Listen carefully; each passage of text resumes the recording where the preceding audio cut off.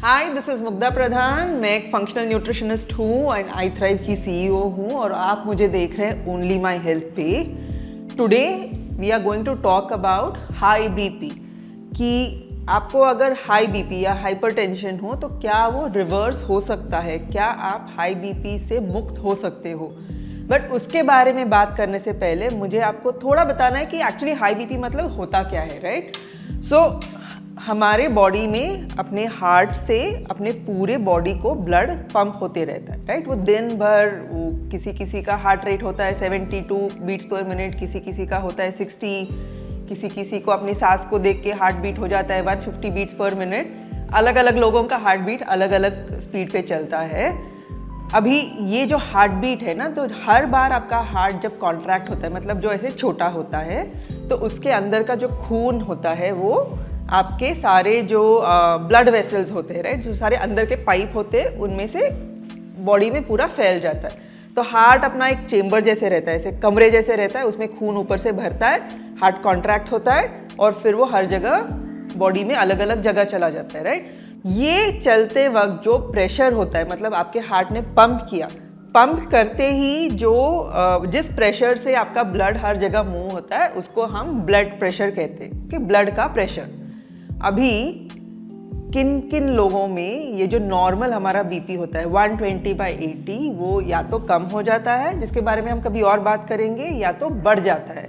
बढ़ता कैसे, कभी 140/80 होता है, कभी 140/90 होता है, कभी 130/100 होता है, राइट। सो इधर ऊपर का या फिर नीचे का कोई भी आपका बीपी नंबर बढ़ेगा तो उसका मतलब है कि आपका ब्लड प्रेशर बढ़ गया। इसके रिस्क क्या होते हैं, ये क्यों मतलब इतने डॉक्टर्स और इतने सारे लोग बीपी के बारे में क्यों बात करते हैं, इतनी सारी दवाइयाँ क्यों बनी है बीपी के लिए।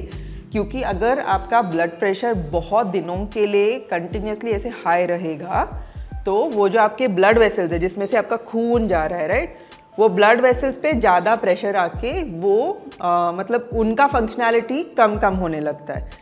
दूसरी बात ये कि अगर आपका हार्ट भी इतने प्रेशर से कॉन्स्टेंटली पंप कर रहा है तो हार्ट भी वीक होने लगता है, क्योंकि हार्ट भी मसल बेस्ड है। सो ये बीपी हाई रहना बहुत दिनों के लिए अच्छी बात नहीं है।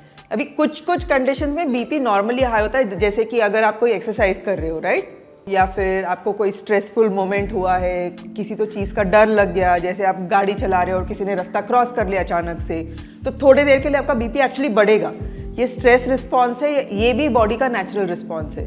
कई बार क्या होता है लोगों के साथ, या तो वो बहुत कांस्टेंट स्ट्रेस में रहते हैं जिसके वजह से उनका बीपी हाई ही रहता है, घर पे झगड़े हो रहे, रिलेशनशिप्स में प्रॉब्लम हो रहे, काम का प्रेशर बहुत ज़्यादा है, पैसे के इश्यूज़ है, बहुत सारे कारण होते हैं जिसके वजह से स्ट्रेस बढ़ सकता है, तो उसके वजह से बीपी हाई हो सकता है। या फिर बॉडी में कुछ और डिस्फंक्शन हो सकता है, जैसे आपका लिवर ठीक से काम नहीं कर रहा होगा, राइट, फैटी लिवर होगा या लिवर ओवरलोड होगा, उस केस में भी बीपी हाई हो जाता है। कई बार आपकी किडनीज अगर ढंग से काम नहीं करी, क्योंकि काफ़ी सारा अपना जो ब्लड का फिल्ट्रेशन का काम होता है वो किडनी में होता है, अगर आपकी किडनीज फंक्शन नहीं कर रही है ढंग से तो बीपी आपका ऊपर नीचे हो सकता है। अगर आपका सोडियम और पोटेशियम, इनको हम इलेक्ट्रोलाइट्स कहते हैं, तो सोडियम और पोटेशियम का आपका अगर बैलेंस कम हो गया होगा या ज़्यादा हो गया होगा तो आपका बीपी शिफ्ट हो सकता है। आपने अगर पानी कम पिया होगा तो भी आपका बीपी जा सकता है ऊपर। हमारे पास एक केस थी ऐसे, तो डिहाइड्रेशन से भी बीपी ऊपर जा सकता है।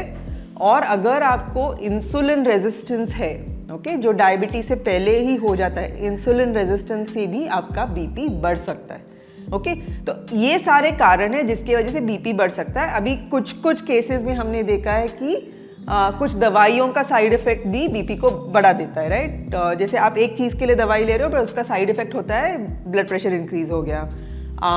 कई बार अभी वैक्सीन लिए हुए लोगों का बीपी अपने आप से बढ़ रहा है क्योंकि उनका ब्लड थिक हो रहा है और क्लॉट हो रहा है, राइट। सो ये कई कारण हो सकते हैं जिसकी वजह से आपका बीपी बढ़ सकता है। क्या इसको रिवर्स करना पॉसिबल है?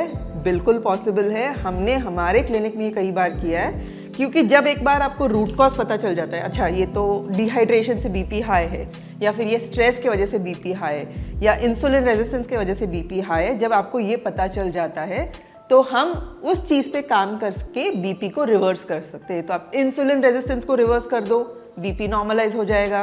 पानी कम पिया है तो हाइड्रेट कर दो, बीपी नॉर्मलाइज हो जाएगा। लिवर अगर फैटी लिवर बन गया उसके वजह से बीपी हाई है तो लिवर को ठीक करो, बीपी नॉर्मल हो जाएगा। सो ये जो उसके रूट कॉजेज है या फिर उसके जो मूल कारण हैं उनको अगर हम ठीक कर देंगे तो हाई बीपी जो एक सिम्टम है, मतलब आपकी बॉडी आपको बस दिखा रही है कि अंदर कुछ गड़बड़ है, देखो बाबा बीपी बढ़ गया, तो जो हाई बीपी है वो अपने आप से कम होते होते आप इवन दवाई को पूरी तरह से छोड़ सकते हो।